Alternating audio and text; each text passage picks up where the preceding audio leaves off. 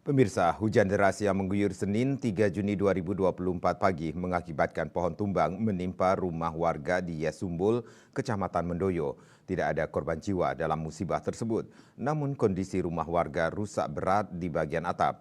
Pemilik rumah Ketut Karte, 54 tahun terpaksa sementara tinggal di bangunan rumah lain.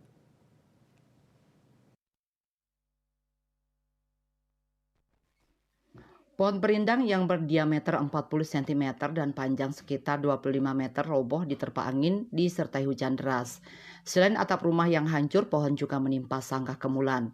Badan Penanggulangan Bencana Daerah BPBD Jembrane telah turun ke lokasi dan melakukan evakuasi serta pembersihan pohon yang menimpa bangunan rumah dan sangkar tersebut.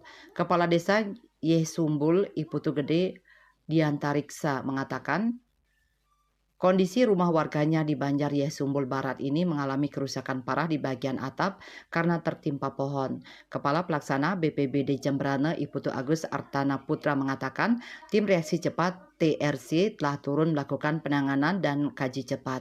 Surya Dharma Bali Pos melaporkan.